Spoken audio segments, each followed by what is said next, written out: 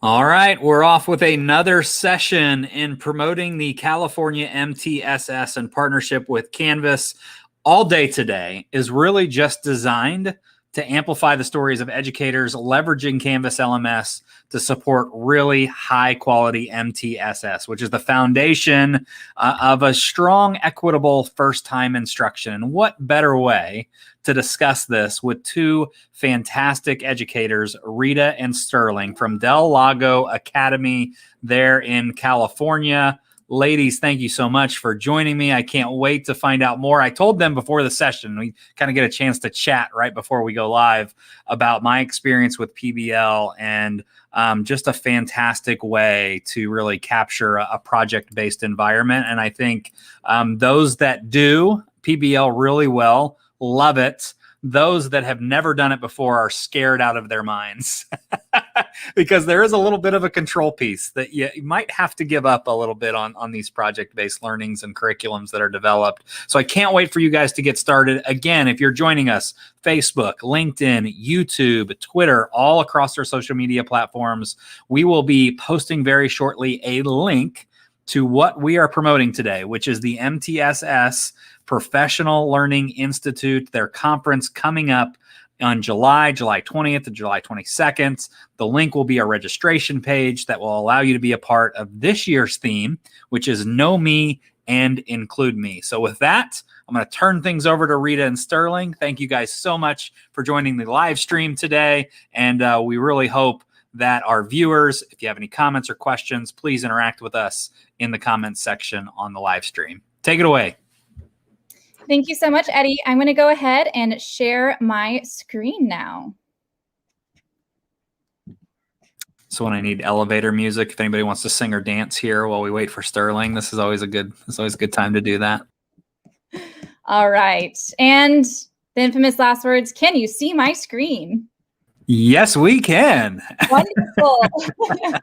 Hello, welcome. Thank you so much for joining us. My name is Sterling Preda, and today we are going to be discussing PL and PBL, supporting learners through best first-time instruction. And we are from Del Lago Academy, and today we are going to talk about our interdisciplinary project. So like I said, my name is Sterling Preda, and I teach 10th grade humanities at Del Lago Academy in Escondido, California. And I went ahead and included my email here. We've included our emails at the end of our presentation as well, just in case you had any questions, comments, or concerns and you would like to reach out to us. Up next is Rita. Hello, everyone. Thanks for coming. I'm Rita Boyd, and I teach the 10th grade biochemistry course at Del Lago Academy.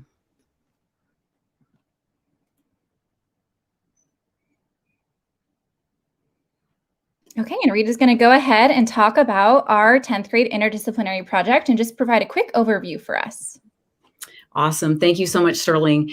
So we as a 10th grade team at Del Lago Academy run two pretty big project-based learning projects each year, and we call them IDPs, interdisciplinary projects. And that is because we combined three content areas. And for our school, we have a biochemistry class. All scholars take humanities, which is our social studies and English class combined, and then a course called Principles of Design, which gets at art and also digital design. Another kind of tenet of our IDPs are that we have teams of scholars. And by the way, we're going to refer to them as scholars and students throughout this presentation because we at Del Lago call them scholars, but I know sometimes you see students in here as well. So we do have teams of students, and they're usually around 4. We always have a showcase at the end of our IDPs. We call that our POL event, Presentation of Learning. And really they are designed to provide scholars opportunities to collaborate, be very creative, get into the research, and communicate at the end of it all. And this slide I really wanted to add because I think what Eddie said was just so perfect. Really, the planning of an IDP can feel intimidating at first. So I thought, let me just kind of break down some of the nuts and bolts before we get into our specific IDP. And I know that can maybe help you as we go through this, kind of start thinking about if you wanted to run an interdisciplinary project, what would be some of the key tenets that you'd want to have as a part of that planning? So we also have live links in our slideshow. And so these will all be accessible to you later when you get the slideshow. So you can see there, I have the planning worksheet linked in. I would say the very first thing is start a few months early, get your team together and start the planning process. Even if it's just 2 of you on campus, you cannot replace the impact of time. Secondly, we really also value our partners. We have partners from the community, and they are essential in helping us design the project, as well as conducting mid-reviews along the way, touching base with us about ways we can tweak our first-time instruction as we go, because we supply them with everything as we're working through this. And they really help guide, like, okay, if we're in industry, this is what we need. Or if we've given you a problem and your scholars are working on a solution, can we have them tweak it a little bit this way? So we're working with them constantly throughout our projects. A third thing, really try to find an end product that the scholars can really get excited about, and then backwards plan from there, everything that you need to include in your instruction to get them to that point. So you want to give them all the tools as the project unfolds. Align standards is the next step. So we really felt that we didn't want it to be just this kind of random project that, oh yeah, sure, all the disciplines contribute, but we want it to be based on standards we have to teach anyways. Who has time to be adding on a project that is not based on standards that we already have to teach? So that was our next part, is like, okay, what standards from each of our curricular areas can we include to get the scholars to that end product? Then we calendar it out, and we are kind of crazy about calendaring. So I put on there every day and every one, because you'll see when you click on some of these links, we literally have what are they doing in all 3 of those classes every day. Our projects are typically anywhere from 3 to 5 weeks. And so we just make sure that that calendar has everything on it. And then of course, the little message for me showed up and kind of blocked my last one. Oh, there it is. Okay. I do love this platform, by the way. It's really wonderful.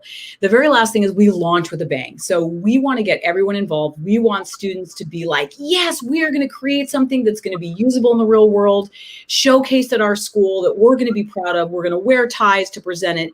And in order to get that level of enthusiasm, we really make sure that our launch involves all of our partners and it really gets them going strong. Awesome. Thank you, Rita. So I'm quickly just going to talk about how we utilize Canvas as our platform to push out all of our instruction. So we as teachers are merely facilitators, but it's really important. Organization is key. So we use Canvas in order to push the content through modules. And at our school, we use a launch, explore, and share model. So the launch is kind of the directions, the different learning goals, and then the explore means that they're just really exploring the content and learning and asking questions. And the share aspect of it is going to be part of their assessments. So we launched with, it says, I'm sorry if it's hard to read, Module 13, our interdisciplinary project. And like Rita said, humanities is a blend of world history for me and English for 10th grade. And I have dates for every single one. So it's really easy for the scholars to scroll through, see what their tasks are for each day. And what I really like about Canvas is all of the links are also live. So anything that I linked, even if it's a Google Doc, they can go back and access that content at any point throughout the 3 to 5 weeks or even the entire semester. So Canvas has been a really great tool to keep everything organized, because if it's really organized and straightforward, it helps with the learning process, especially with so many moving parts with an interdisciplinary project. So up next, Rita is going to talk about kind of more details around our interdisciplinary project and how they were able to present their presentation of learning.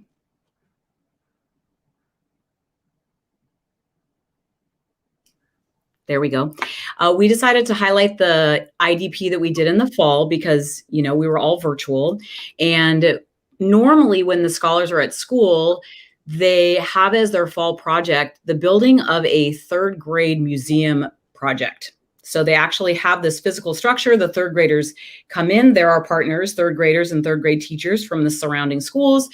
But of course, being online, we could not do that. And so we decided that we were going to take the same basic idea, third graders teaching them science topics, but instead of an actual physical museum exhibit, they were going to create a TED Ed video for third graders. And they were also, as you can see from that first bullet, going to create all of the educational materials that a third grade teacher would use to supplement that video if he or she were going to use it in their classroom. And so our driving question was, how can we teach science to elementary school students? Great. Yeah, and just to add on to that, it's really cool because those third grade teachers actually came to the panel for the final presentation of learning. So those community members and community partners get to see the scholars or the students actually present their material. So it's a really cool process to witness at the end. And now she's going to go ahead and talk about how organization is key for all of the different content areas. Right. So we have linked in here a couple of ideas that you might want to use for how to organize your project. So the way it is structured at Del Lago for our IDP is things begin in the biochemistry course. This is where they learn some basic research skills. They get their science topic, they get their groups, and this is kind of where the whole thing begins. Then it moves into principles of design and humanities. So we kind of have a little bit of a tiered system. So what Biochem did and what I have linked there is we created a hyperdoc for all of our students. Each group has one hyperdoc with everything linked in it for all of our first time instruction pieces. And so when you click on that, you will find information on how to research, information on how to write research questions.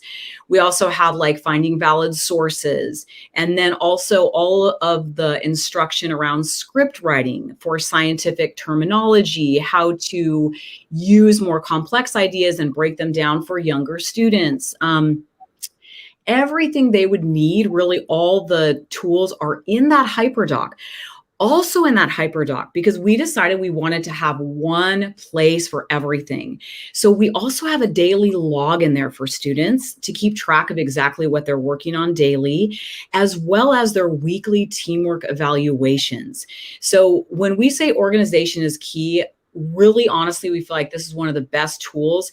Canvas has a beautiful way to integrate these hyperdocs because scholars can turn in just one into Canvas assignments, and that link for that share doc will just constantly be updating. So I'm like, I wonder what group 3 did today. Bam, open it up. I have all the students choose different font colors. I can look in there and be like, oh, look at all the people, what they were contributing, what research they did that day.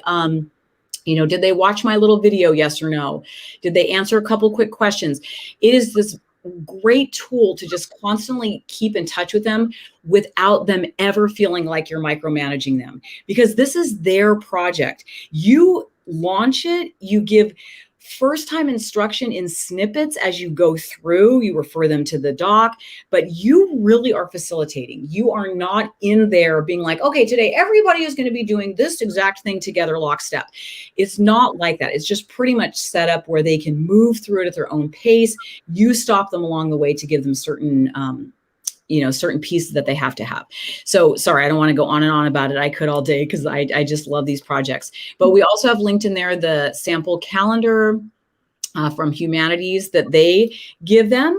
So that's just another piece of the puzzle where they can look to see exactly what is going to be turned in every single day. And what we have listed here as well are just some of the things that get turned in along the way that we do actually grade and check on. And that's what you see there. We call those our deliverables. Great. Thank you, Rita. Okay, so now I'm going to go and just show another little screenshot from my Canvas course. And this was just a screenshot of my learning goals for the interdisciplinary project. And we talk about what skills that we would like the scholars to demonstrate. So comprehension and collaboration and presentation of knowledge and ideas. And I love what Rita said, that we are merely facilitators. We're not standing up in front of the class teaching all day long. There's a lot of planning and a lot of preparation that goes into the project, but once we actually launch, again, we're just doing check-ins. We're supporting the scholars and their innovative ideas, making sure that they're addressing the deliverables, but it's a lot of creativity, a lot of student agency and motivation and authentic learning experiences in there. So this is just another example of how, we communicate our deliverables, some standards that we would like the scholars to meet. And we do that via Canvas. And like I previously said, they can go back at any point of the unit and refer back to these essential questions or long-term learning goals, just to clarify what we hope they get out of our interdisciplinary project. So first, I talk about audience engagement, right? Everyone should know who their audience is. For this particular interdisciplinary project, their audience was going to be third grade students and third grade teachers. So the project, we were hoping, okay, how does a third grader learn? What are some tools or some graphics that you could engage in your presentation of learning that would really draw that audience in? So we talked about that, and then it was heavy on the biochem at first, for the first couple of weeks. And as humanities, we're also highly collaborative as teachers. So we go in there and support those biochemistry standards and deliverables, as well as the principles of design course. And then in my course, humanities, we come back at the very end and we focus on presentation skills. So highly collaborative amongst scholars as well as colleagues. And here's just another example, one more screenshot of my Canvas course. And this was an explore page, the day and the date. And this is essentially what my students see on a day-by-day basis. And they look at the steps to accomplish. So we use multiple platforms. The scholars this year, as you, I'm sure, have experienced as well, was a really challenging year, COVID, teaching online and hybrid learning, but really cool to see the scholars navigate just so many different platforms. I taught my class on Zoom. We also utilize Teams and Teams Calendar, and we're on StreamYard right now. So it was really cool to see them navigate those different pathways. But I did practice rounds for all of them. So again, they took autonomy over how they wanted to create the slides. I did provide samples for them, and I just made sure check-ins, okay? Show me what you were working on. Show me that you practiced.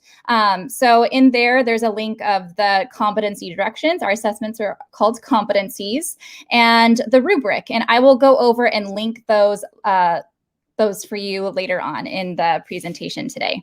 So they have goals, they have steps, and everything is communicated clearly via Canvas. Again, those are live links on Canvas, super cool to kind of go back if the students needed a quick refresher or reminder as to what their goals or steps they would need to accomplish for that particular day.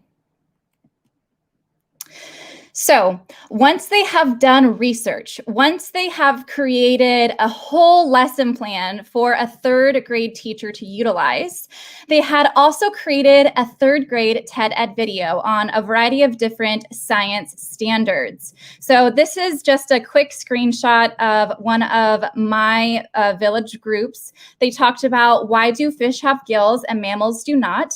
They created an entire slideshow presentation. They linked their presentations on a sign-up sheet. As a group, they could choose, what time they would like to present. They practiced. They did their practice presentations with me on Teams, where I was able to calendar and schedule that out. Every presentation was roughly 10 to 15 minutes. And it was really cool to see their authentic learning experiences, for them to take ownership, and just, you were able to see their pride with the TED Ed videos that they had created, and their ability to answer questions presentations from the panel, right? It was us as teachers that were in the panel, as well as all of their peers from 10th grade. They were able to watch the other presentations, those community members, and that includes the partners, as well as administration. So, and parents as well. So just a lot of different moving parts, but so cool to see the final product and just that agency in their learning. So again, there are 2 live links if you have access to this presentation. There's a sign-up sheet, just an example of how we also utilized an Excel spreadsheet. And then I also linked my presentation of learning competency directions, just to kind of show you how I launch an assessment. And I love doing check boxes. That way scholars or students can just go in there and physically do check boxes in there. So this is our presentation of learning, and that's a grade for English.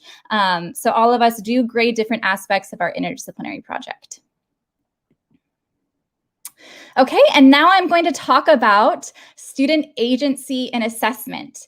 And I'm going to talk about how the interdisciplinary project is linked within there, but student agency in humanities and biochemistry and any content, it goes beyond just the interdisciplinary project. It's just something that we try to do as a whole, as a cohesive unit for all of our assessments. So as Rita talked about earlier in this presentation, first-time instruction is so essential.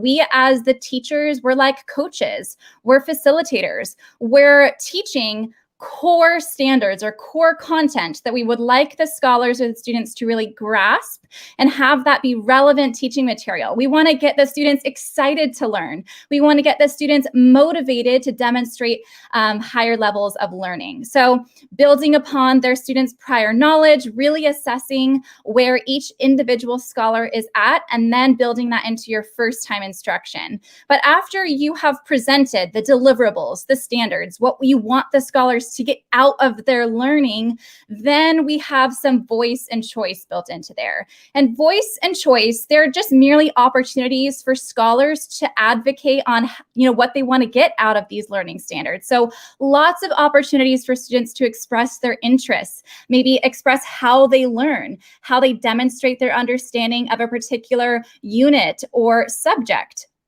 So they're able to, express their interests, and then you would provide them lots of choice, those flexible learning. For the IDP, it was a variety of different science topics, right?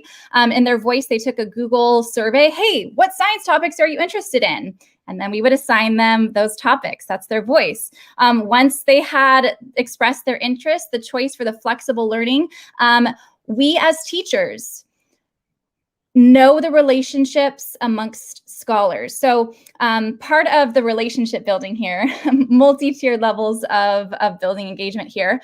But at Lago Academy, we have cohorts. And so all of the students actually go to every single different class together. So they go to biochemistry, humanities, principles of design, and math all together. So they really get to know each other quite well. We have advisory, which is a class that we have every single week, building upon student relationships where we engage in important but hard conversations, and it really builds culture and authentic learning experiences, and it upholds our pillars as Lago Academy. So all that to be said is we are aware of the relationships that students have with each other, as well as we know them quite well, obviously, as teachers. But the scholars, we want to put them with, pairs or groupings that they get along with. So knowing the students, offering them choices of different groups they would like to work on, and really utilizing their interests and their voice for how they want to demonstrate their learning. So after you provide really great, clear, organized first-time instruction that's building upon their prior knowledge, really touching on how their voice, right? What interests do they have? And then providing flexible learning opportunities at choice, this builds student agency. So instruction, voice, choice equals agency. And what that means is really authentic learning for our students. They're motivated. They have a variety of ways they can demonstrate their understanding of the topic. And like I said, this is so much more than just our interdisciplinary project. This year in COVID, my learning goal as a teacher was to actually make every single one of my assessments a choice board. So maybe some of them really love YouTube and videos. Maybe they could make a TED Ed. And then for English, the English aspect of it, they could write a script on the side. Could they write a children's book? Could they make a PowerPoint presentation and present it to you on a screen share? Could they do, I even had a scholar actually do a whole Minecraft video of Animal Farm, and then they did a whole script. So really, when they have the creativity and the voice and choice to express their learning, the agency is so authentic. And it's really cool to kind of sit back as the teacher and to say, job well done. You're proud, they're proud, and overall, it's a great learning opportunity for the students as well. So I also wanted to add their assessment. So how do you assess scholars when you have provided so much voice, choice, and agency? I like to use single point rubrics. The humanities department worked on these. I did provide a live link to the rubric that I provided for the presentation of learning. So if you do click on that live link, you will see that it is a single column rubric.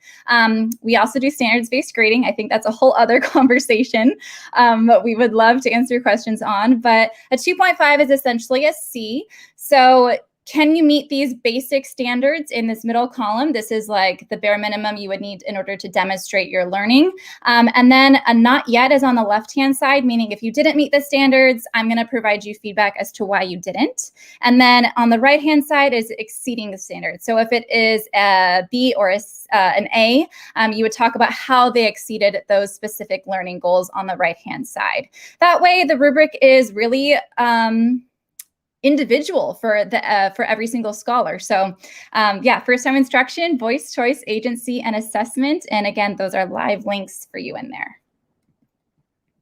All right, and next, Rita is going to be talking about the role of relationships in maintaining student-centered and high-quality learning experiences. And I know that we are pretty much out of time, so this is just one final slide, just to kind of sum up, really, at the crux of everything we do at Del Lago and for this interdisciplinary project is relationships. It's really what causes the IDPs to have the kind of success they have. It does mean that there are hard things you have to deal with along the way, groups that do not get along, scholars who feel like they're carrying the weight for their groups. I mean, this is not, we don't want to make this sound like it's just a pie in the sky, like, oh, just pick another teacher to do a project with and then everything will just work itself out.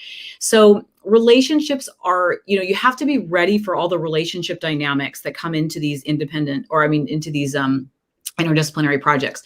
So I just listed like what we consider to be our wheel of relationships. So the scholar's always at the center. We already talked about teacher being the facilitator guide. We use older peers to mid-review their projects and as mentors for the younger students because they've been through this process before. And then, of course, we talked about partners, the importance of having someone from the outside looking in. It really gives the project a very genuine feel. And scholars, I think, really up their game when they know there's going to be all of these people involved in the final principle or the final presentation of learning. And then, of course, get your admin involved, and they love to be helpful any way that they can once they see the power of those final presentations. And then, of course, structures, right? So make sure your materials are all up and ready. You have talked with your team and you know exactly how you're going to teach them. Oh, and one final note, I found it really important this last year that I also understood the curriculum that the other teachers were going to be pushing out. And so I went through Sterling's slideshows and made sure that I was teaching the same exact things about presentation that she was. And the same thing is true for our principles of design teacher. I wanted to know exactly what he was going to require of the students when it came time for them to do video. I wanted to make sure I didn't tell them something contradictory through the process. So really, relationships, keeping in touch with each other is huge. And that's pretty much it. I know we threw a lot at you guys, but hopefully you will reach out via email. We would love to answer any questions, but thank you so much.